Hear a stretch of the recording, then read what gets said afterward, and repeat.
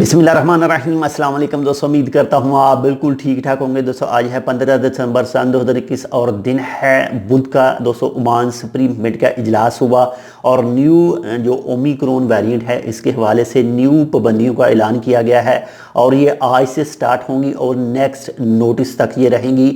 तो एक छोटी सी रिक्वेस्ट है कि अगर आपने अभी तक हमारे ये channel tech with Urdu subscribe नहीं किया तो आप इसको सब्सक्राइब कर सकते हैं मज़ीद ऐसी ही मालूमाती वीडियोज़ के लिए। तो आप तो जानते हैं इस वक्त जो न्यू वेरिएंट है ओमिक्रॉन वो मुख्तलिफ मुल्कों में सामने आ रहा है और ओमान के अंदर भी 2 केस भी सामने आ चुके हैं और इसके अलावा 12 जो मुश्तबा केस हैं ओमिक्रॉन के वो भी सामने आए हैं। तो इसी चीज़ के पेश नज़र ओमान सुप्रीम कमेटी की तरफ से जो पाबंदियाँ आयद की गई हैं दोबारा से लगाई गई हैं।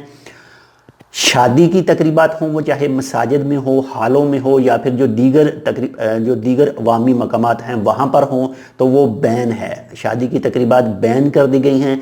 इसके अलावा जो सोग की महफिल हो यानी जैसे कोई वफ़ात हो जाती है तो उसके बाद में 3 दिन का अज़े होता है उसका, तो अज़े के ऊपर भी पाबंदी आयद है। सोग की कोई भी महफिल भी बैन है। और इसके साथ में ही सुप्रीम कमेटी ने अवामी सिविल काउंसिल में तमाम तकरीबात और इज्तिमात भी पाबंदी की तस्दीक की है।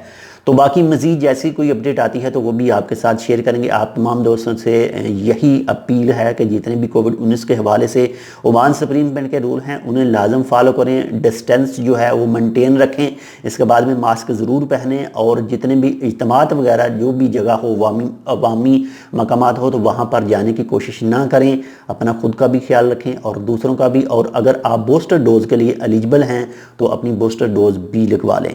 तो मिलते हैं आपसे दूसरी अपडेट के साथ, तब तक के लिए अल्लाह हाफिज़।